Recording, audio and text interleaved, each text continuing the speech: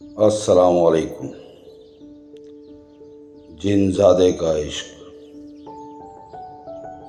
محبت، پیار اور عشق پر آپ لوگوں نے بہت سی کہانیاں اور واقعے سنے ہوں گے۔ آج جو محبت بری داستان سنانے جا رہا ہوں وہ عشق کے تمام رموز آپ پر آشکار کر دے گی۔ کچھ وقت پہلے ایک محلہ ہوا کرتا تھا، اس میں بچے کھیلا کرتے تھے۔ یہ وہ زمانہ تھا جب آج کے دور کا انٹرنیٹ اور کیبل نہ تھی۔ ایک خوبصورت لڑکی بھی اپنی سہیلیوں کے ساتھ کوئی نہ کوئی کھیل کھیلتی رہتی۔ اکثر کچھ وقت میں وہاں ایک نیلی آنکھوں والا لڑکا آتا اور ان کے کھیل میں شامل ہو جاتا۔ وقت گزرتا رہا اور 20 سال یوں ہی بیت گئے۔ وہ لڑکی خوبصورت دوشیزہ بن چکی تھی جس کے حسن کے بڑے چرچے تھے۔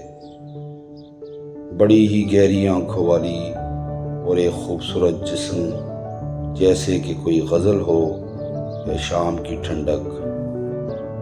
ہر کوئی اسے پسند کرتا اور چاہتا کہ اس کے بیٹے کے ساتھ اس کی شادی ہو، مگر کسی کو پتہ نہ تھا وہ اس نیلی آنکھوں والے لڑکے سے محبت کرتی ہے جو اب ایک توانا مرد بن چکا تھا۔ یہ دونوں رات کی تنہائی میں چھپ کر روز ملتے اور دیر تک باتیں کرتے۔ سائمہ اس لڑکی کا نام تھا۔ وہ عمیر سے اتنی محبت کرتی جس کی کوئی حد نہ تھی۔ دونوں ایک اچھے معاشرے میں پلے بڑے تھے، اس لیے ایک دوسرے کی عزت کو خوب جانتے۔ عمیر کبھی اس کے لیے چوڑیاں لے آتا اور جب تک اس کے پاس رہتا تو ٹھیک، جاتے ہوئے چوڑیاں توڑ دیتا۔ سائمہ جانتی تھی وہ اس کی عزت اور کسی کو شک نہ ہو، اس لیے ایسا کرتا ہے۔ رات بھر وہ بہار بھری باتیں کرتے، کبھی تارے گنتے اور شرط لگاتے، کبھی سائمہ ہارتی کبھی عمیر۔ سائمہ دل تو ہار ہی چکی تھی، وہ اب ہمیشہ کے لیے عمیر کی ہونا چاہتی تھی۔ عمیر بھی یہ جانتا تھا۔ سائمہ اکثر عمیر سے اس بارے میں گٹی چھپی گفتگو کرتی۔ ایک دن عمیر اسی طرح اس کے پاس بیٹھا تھا، کہنے لگا کہ کچھ دنوں بعد میں اپنے گھر والوں کو تمہارے گھر رشتے کے لیے بولتا ہوں، مگر وہ وقت نہ آتا۔ محبت بڑی ظالم شے ہوتی ہے۔ سائمہ دن بھر گھر کا کام کرتی اور شام کا انتظار، یہی اس کی زندگی تھی۔ آج بھی عمیر اس کے لیے املی کا حلوہ لایا تو سائمہ بولی، یہ میں نے کبھی نہیں کھایا، نہ کبھی گھر بنا۔ عمیر نے کہا، تم کھاؤ اور مجھے دعائیں دو، پھر کبھی تم کو یہ کوئی نہیں کھلا سکتا۔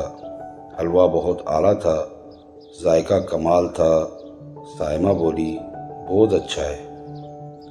آج سائمہ نے کالا سوٹ پہنا ہوا تھا، اس پر چاندی کے رنگ کی کڑھائی تھی، اوپر سے رات بھی چاندنی تھی۔ آج کی رات صرف چھت پر سائمہ کے گورے ہاتھ اور چمکتا چہرہ ہی نظر آ رہا تھا۔ عمیر کافی بے چین ہو گیا۔ وہ اپنے ذہن کو قابو میں رکھنے کے لیے سائمہ سے بولا، آج کچھ باتیں کرتے ہیں کیونکہ مجھے کچھ دن کسی کام کے لیے جانا ہے۔ سائمہ نے کہا، تم نے اپنے کام کے بارے میں کبھی کچھ نہیں بتایا۔ عمیر نے کہا، مرد کام تو کرتا ہی ہے۔ آج کی رات بہت بھاری تھی۔ دو پیار کرنے والے تو تھے مگر رشتہ کوئی نہ تھا۔ عمیر اس بارے میں سوچتا رہا۔ اسے سائمہ کے ساتھ رات کے گزرنے کا پتہ بھی نہ چلا۔ سائمہ نے کہا، کیوں جی، آج جانا نہیں؟ بہت دیر ہو گئی۔ تو عمیر اچانک چونکا، بولا، مجھے پتہ ہی نہیں چلا وقت کا۔ میں 1-2 دن میں آ جاؤں گا۔ سائمہ نے کہا، میرے لیے پائل لا دو گے؟ عمیر نے کہا، ضرور لا دوں گا، اور کچھ؟ یہ کہہ کر عمیر چلا گیا۔ دوسرے دن سائمہ کی پھپھو گھر آ گئی۔ مٹھائیاں، کپڑے، جوتیاں وغیرہ بھی ساتھ لائیں۔ سائمہ نے پھپھو کو سلام کیا اور چائے بنانے چلی گئی۔ سائمہ کچن میں تھی تو پھپھو کی آواز اس کے کان چیرتی ہوئی نکل گئی، بہن، ہم سائمہ کا رشتہ لینے آئے ہیں۔ اس کے والد تو انتقال کر گئے، مگر مجھے یہ وعدہ کر گئے تھے کہ سائمہ آپ کی ہی بہو بنے گی۔ چائے کے برتن گرتے گرتے بچے۔ سائمہ نے اپنے آپ کو سنبھالا اور ادب سے پھپھو کو چائے دے کر چلی گئی۔ اب اسے پریشانی میں کچھ سمجھ نہیں آ رہا تھا، کیا کرے؟ عمیر بھی آج آئے گا نہیں۔ اس حالت میں اسے بخار ہو گیا۔ صدمہ کہ امی سے بات کیسے کرے۔ امی خود کمرے میں آئی اور اسے دوائی پلائی اور بولی، بیٹا، میں ماں ہوں، جانتی ہوں تم کسی اور سے محبت کرتی ہو، صبر کرو، کل بات کریں گے اس پر۔ دوسری طرف عمیر کے والدین نہ تھے۔ سائمہ اس بارے میں نہیں جانتی تھی۔ عمیر بھی پریشان تھا کہ شادی کیسے کروں۔ دونوں طرف محبت کی آگ بھڑک چکی تھی، اب کسی نہ کسی کو اس میں جلنا ہی تھا۔ آخر عمیر نے سائمہ سے بہانہ کچھ دن کا خود کیا کہ وہ دیکھ سکے کیا وہ سائمہ کے بغیر زندگی گزار سکتا ہے، مگر اسے یہ ممکن نہیں لگا۔ چنانچہ وہ سائمہ سے ملنے اس کے گھر چل پڑا۔ سائمہ کی والدہ نے کہا، سائمہ، تم روز چھت پر جاتی ہو، مگر میں نے کافی بار دیکھا اور کوشش کی کہ تمہارے ساتھ کوئی بھی نہیں ہوتا، تم کس سے باتیں کرتی ہو؟ سائمہ مزید پریشان ہو گئی، ماں کیا کہہ رہی ہے؟ اچانک عمیر نے چھت پر پرندوں کے پر پھڑپھڑانے کی آواز نکالی تو سائمہ فوراً چھت پر چلی آئی۔ سامنے عمیر کھڑا تھا۔ سائمہ نے اپنی آنکھوں کے تر آنسوؤں کے ساتھ پوچھا، عمیر، تم کون ہو؟ بڑا درد تھا اس کی آواز میں۔ عمیر تڑپ پڑا۔ سائمہ بولی، بولتے کیوں نہیں؟ کون ہو تم؟ عمیر غصے اور مجبور لہجے میں بولا، جن زاد ہوں میں۔ چھت پر سکتہ چھا گیا، جیسے ہوا رک گئی۔ کافی دیر دونوں اسی حالت میں ایک دوسرے کو دیکھتے رہے۔ اچانک سائمہ عمیر کے سینے سے لگ گئی، بولی، میں زندہ نہیں رہ سکتی تمہارے بنا، مجھے اپنے ساتھ لے جاؤ، خدا کا واسطہ ہے، میں مر جاؤں گی۔ عمیر ایک مرد تھا اور اوپر سے جن، خوبصورت وہ بھی کمال کا تھا۔ دونوں کو خدا نے جیسے فرصت میں بنایا ہو۔ بولا، چلو پھر میرے ساتھ، مگر ایک بات یاد رکھنا، آگ اور مٹی ایک ساتھ رہ نہیں سکتے۔ سائمہ بولی، جان دی تمہیں، تمہاری مرضی، جلا دو یا بچا لو۔ عمیر گہری سوچ میں ڈوب گیا۔ بولا، تمہاری امی جان کا کیا ہوگا؟ سائمہ بولی، امی میری خوشی میں راضی، وہ ماموں کے پاس چلی جائیں گی۔ عمیر نے کہا، تم کیا چاہتی ہو؟ بولی، تمہیں اور تمہارا ساتھ، مجھے وہاں لے چلو جہاں میرے اور تمہارے سوا کوئی نہ ہو۔ عمیر نے بھی سائمہ کے جواب پر فیصلہ کر لیا اور اسے لے کر ایک خوبصورت وادی میں چلا آیا۔ وہاں اس نے سائمہ سے نکاح کیا اور بہت ہی خوبصورت جھونپڑی نما گھر میں اسے لے آیا۔ عمیر نے سائمہ کا استقبال ایک دلہن کی طرح کیا۔ اس نے پوری وادی کو گلاب کے پھولوں اور خوش نما رنگوں سے سجا دیا۔ جھونپڑی میں چھوٹے چھوٹے بونے اور پریاں سائمہ کو شادی کی مبارکباد دینے پہنچ گئیں، اور جو خوشی کسی لڑکی کو شادی میں ملنی چاہیے تھی اس سب کا اہتمام کیا گیا۔ رات کو بونوں نے گانا گایا اور پریوں نے اس پر سحر انگیز رقص کیا۔ یہ سب سائمہ کے لیے بڑا حیران کن تھا۔ اسے یقین نہیں آ رہا تھا کہ یہ حقیقت ہے۔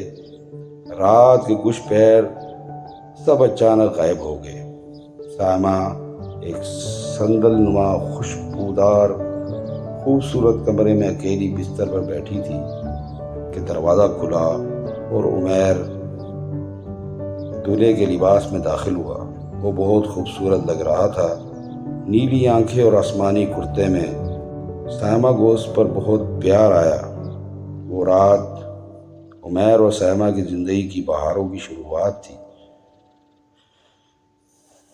صبح اچھا ناشتہ کرنے کے بعد عمیر اسے وادی گھمانے لے گیا۔ یہ وادی انسانوں کے دیکھنے لائق تھی۔ رنگ برنگی تتلیاں اور چھوٹے چھوٹے خوبصورت پرندے جو کبھی سائمہ کے کندھوں پر بیٹھ جاتے، کبھی اس کے آس پاس چکر لگاتے، اور وہاں کے چشموں کا پانی اتنا صاف کہ جب سائمہ اس میں اپنے آپ کو دیکھتی تو اپنا کھلا کھلا چہرہ اسے اجنبی سا لگتا، جیسے آج وہ کلی سے گلاب بن گئی ہو۔ عمیر نے سائمہ سے کہا، یہ ایک جادوئی وادی ہے، میں نے اس میں ایک جادوئی اثار بنا دیا ہے، تم کبھی اس سے باہر مت جانا، جب بھی جانا ہو میرے ساتھ جانا۔